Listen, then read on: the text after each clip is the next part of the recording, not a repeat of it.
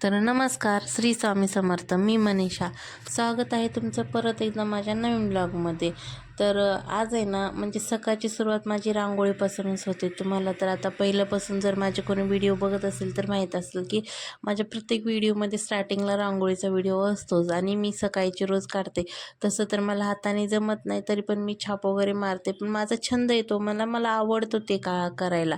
तर आता कोणी म्हणेल की रोज उठून तेच तेच काय असतं, तर ते मला आवडतं करायला, रांगोळी वगैरे काढायला. आणि प्रत्येक महिलेला असं वाटतं की आपण सकाळी उठावं, अंगण स्वच्छ करावं. ते म्हणतात नाही का की दाराची कळा हे अंगण सांगते, तसं मग आपलं दार स्वच्छ असेल किंवा आपलं सर्व अंगण वगैरे आपण स्वच्छ केलं तरच आपल्याला घरामध्ये पण छान वाटतं आणि पॉझिटिव्ह पण वाटतं. तर मला पण तेच, आणि मला पण ते सकाळी उठल्याच्या नंतर रांगोळी वगैरे काढायला हे आवडतं.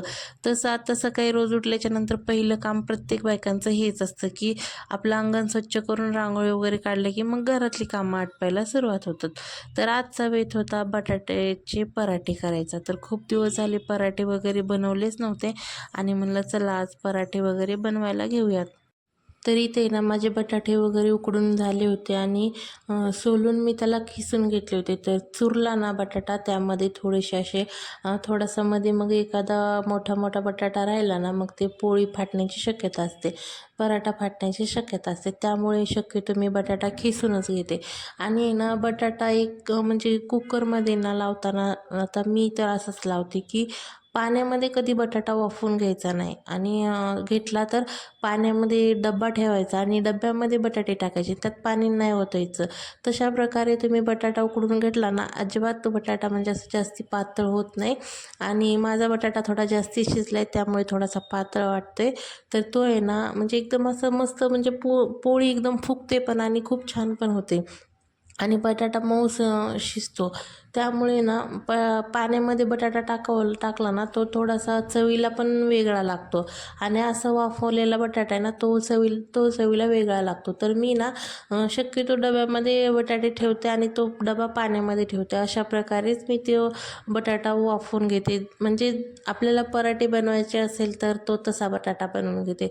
तर इथे ना माझे छान असे पराठे चालू होते बनवायला, आणि बटाटे तुम्ही बघू शकताय पराठे किती छान बनत आहे. तर एकदम असं पुरणपोळीसारखे फुगत पण होते. आणि लाटताना पण ना, लाटायची लगेच घाई करायची नाही. तो बटाटा ना उंड्यामध्ये घातल्याच्या नंतर एकदम असा हाताने पूर्णपणे प्रेस करून घ्यायचा, म्हणजे सर्व आतमध्ये ना सर्व बटाटा असा एकदम पसरला गेला पाहिजे. म्हणजे असं नाही राहिलं पाहिजे की एक साईडला पीठ एक साईडला बटाटा, असा नाही झाला पाहिजे. तर म्हणजे पुरणपोळीसारखा एकदम उंडा असं प्रॉपरली बनवला ना, तर एकदम पराठा पण खूप छान बनतो. आणि ते बघू शकता तुम्ही माझे किती छान पराठे होत आहेत. असं वाटत नाही की बटाट्याचे पराठे वगैरे. आणि मी सारण पण खूप घालते, असं नाही की थोडं घातलं आणि फुगण्यासाठी हे केलं, असं नाही. सारण पण मी खूप सारं घालते आणि पीठ थोडंच घ्यायचं, सारण जरा जास्ती घालायचं. तशा प्रकारे बनवले ना खूप छान पराठे बनतात आणि चवीला पण खूप छान लागतात. तर खूप दिवस झाले होते ना पराठे बनवले नव्हते ना, तर आज झाले पराठे पण बनवून. असं जास्तीत जास्त दिवस म्हणजे सारखं सारखं बनवलं ना, मग खायचा पण कंटाळा करतात. मग त्यानंतर आम्ही गेलो होतो रावेतला. तर इथे ना कृष्ण मंदिर आहे खूप छान, मला इथे जायला खूप आवडतं. पण यावेळेस जायला आम्हाला थोडासा लेट झाला होता, कारण की संध्याकाळी म्हणजे 6-6:30ला इथे मंदिर आहे ना, पडदे वगैरे हे बंद करतात. त्यामुळे तर तोपर्यंत आम्ही लवकर गेलो आणि दर्शन वगैरे घेतलं. एक 5च मिनिट आम्हाला दर्शन घेतलं, तेवढ्यातच मी एक व्हिडिओ पण काढून घेतला. आणि इथे मला ना खूप म्हणजे खूप प्रसन्न वाटतं आणि खूप छान पण वाटतं. त्यानंतर मग आम्ही दर्शन घेतलो आणि तिथून आम्ही बाहेर आलो.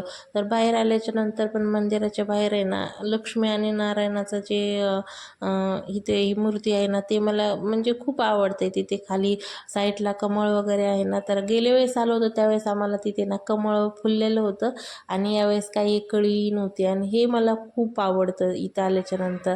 तर म्हणजे एक मंदिरात गेल्याच्या नंतर एक वेगळंच समाधान असतं आणि मला ते मंदिरात जाऊन असं वेगळाच आनंद घ्यायचा असतो. त्यामुळे मी सारखी मंदिरामध्ये जात असते.